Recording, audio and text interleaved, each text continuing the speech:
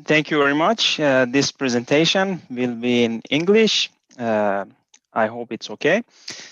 Uh, yeah, good afternoon. My name is Ashkan. I'm associate professor at Department of Geoscience and Petroleum. And Anna was my instructor and mentor for doing this work, which is part of the my project for the Pilot utdanningsfaglig basis program last semester on use of flipped classroom in a course in petroleum engineering. So just briefly, I will talk about the flipped classroom in the beginning, and then I will give you some views of the students that we got through some survey and also the reference group meeting. And then I will talk about some colleagues' views who observed my teaching. And also I will talk about my own experience and then conclude the work. So I'm sure all of you are familiar with the flipped classroom. I posted a couple of very short videos in sessionsbeskrivelse that you can watch. But basically, the difference with the traditional model is that here we rearrange some of the activities. For example, these students will try to understand the material before coming to the class. This can be watching videos or reading a textbook or solving problems. And then in the class, we intended to spend more time on problem solving. So basically, the in-class activities will focus here on the top of this pyramid here. Yeah, so we did some literature studies, and this is an interesting paper that covers some advantages and challenges of this flipped classroom model. They did some research on more than 70 articles, and they reported that the most reported advantage of this model is the improvement of the performance of the students. And most of the challenges were also experienced during the out-of-class activities. For example, lack of preparation of these students before coming to the class. So a little bit of background about my experience. In 2019, I used flipped classroom for this course. But actually, the reason behind that was to replace an experienced professor with more than 30 years quality teaching experience. And actually, it was on a short notice to me that I had to replace him for this course. So that was part of the reason for that for 2019. But then the next year, 2020, last spring, I thought that I can use this model as an alternative teaching method because we had access to this experienced professor's videos. He recorded all his lectures since 2005. And actually, his textbook is used as a reference book throughout the world. So that's a perfect material. And then I try to spend some time in the class on problem solving. But the idea was not to replace the physical teaching and the classes. And because of that, actually, when we were hit by COVID-19 in March, so actually we were not very surprised because we already had this flip model about 2 months before 12th of March that we experienced this. So we were the students were kind of familiar with the online teaching.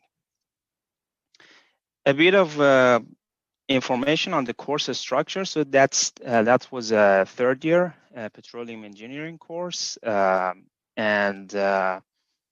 in good old days, we had like 100 students in the class, but these years we have around 25 students registered for the course. And the assessment of the course was 100% final exam plus some obligatory homeworks and quiz. So I ran a survey and asked the students about this model. And well, I can say that the participation rate was around 60% because it was not probably relevant for all these students. Some were approved from last year's and some were not active in the class. So I can say that around 60% participated in the survey. So these were the questions of the survey. First, I asked if they agree that the flipped classroom is more effective than the traditional model, and you can see the results here. Less than 50% of the class agreed on this. But then in question 2 and 3, I asked them about our methodology, if the problem solving we have in the class is helping them understand the theory, and almost 70% thought so. And also I asked if the learning activities we are implementing are helping achieving the learning outcomes, and almost 80% like the activities. So it's kind of a mixed signal here to interpret. And then also, like less than half of the class had a clear idea of the assessment criteria. And this survey was run almost at the end of the semester. But then I thought that I could also ask them about their efforts in preparation and engagement in group work and problem solving. So only 30% thought that they had a great effort towards that. Well, another 40% did okay, but not completely. Yeah, so and also I got some comments in an open question and also through the reference group meetings and the report. And still some students think that the physical class is better than the virtual lessons, though they like the activities.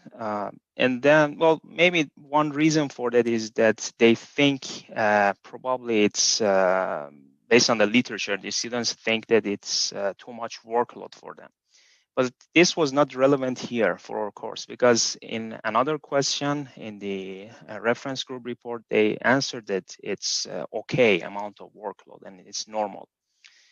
And also, though my intention is to educate autonomous learners, to guide them towards asking the right questions, not asking for the right solution. At the end of the semester, they also again ask for the correct solution and highlights of the important part of the book. And also, they thought that the exercise sessions should be more student-led. So this is something we have to work on. And then also, some of them commented that it's not easy to watch a video and then ask questions later. So that's something that we have to consider, for example, by using the discussion board. But then I also had some observers, a group of colleagues who observed me in a session, plus the experienced professor who came to my lectures and gave me comments on this model. So after this session, they told me that because in this session, we went for solving two problems, the last year exam questions actually. But then they thought it's better to go for one and to have more time for the feedback and giving feedback to the students. And then also they gave me some comments how to engage students in the group work. And actually I implemented this afterwards. For example, in the beginning of the class, we just asked them a general question about the previous lecture, or ask them to work on their challenges and about their approaches from the last topic or the videos. And then they discussed it in groups. And then some of the groups, for example, presented their works. And it was interesting that in one of them, actually, they found a mistake in one of my slides. So that was cool to bring that up. And also in that session, we had kind of a casual discussion with the experienced professor. I asked his ideas, and actually, as you can see here on the right, he solved the problem like the other participants. And he was giving comments. I was asking him. So the observers like this. And this is something I want to consider also for my teaching. And then to tell you about my experience and my views. So I think that if conducted properly, this method can be effective both in terms of the quality of the teaching and also the time management and the flexibility. But it's important that I think for my course that I held some summary sessions at the end of a white topic to check everybody is following up the course. And I also designed some quiz or some Kahoot quiz during the course. And then also another positive thing was that we kind of had time to implement research-based teaching since my teaching assistant's thesis was related to the topics of the course. But then we thought of an action to redesign the course and change the evaluation of the course. So right now it is 100% final exam plus homeworks, obligatory homeworks. But then we want to change it to a portfolio assessment in order to engage students more in problem solving and give them some incentives to get engaged. And actually, this assessment will consist of several projects or assignments. Each of them consists of also a group project, individual description of the project, and individual evaluation of another group's work. So to conclude, I received some mixed signals from the students in the survey. The majority like the activities, but then well, just less than half of the class liked the flipped classroom and preferred it over the traditional model. And the suggestions I received and the comments were mostly about engaging students in initiating discussions and asking questions in the class, something that I worked on. And some future plan involves creating some clear guidelines for the students, not to be confused in the beginning when they are exposed to this flip model. This is very important to do in order for them to know what they're supposed to do. And then also the redesign of the course that I just discussed. And just very briefly to summarize the advantages and challenges, I mentioned that we can work on improvement of the quality and time management and flexibility. And also we can have active learning and reflection. And the idea is to educate autonomous learners and we were able to implement research-based teaching. But then some challenges, still lack of proper preparation for the students before coming to the class, and also finding some ways to engage these students. For example, we thought that maybe changing the assessment type and the organization of tasks can be useful. And obviously, clear information and instructions are important. And also, we have to think of the ways to give immediate feedback to the students who are watching the videos, for example. And also having an active teaching assistant is very critical here. I had a very good one.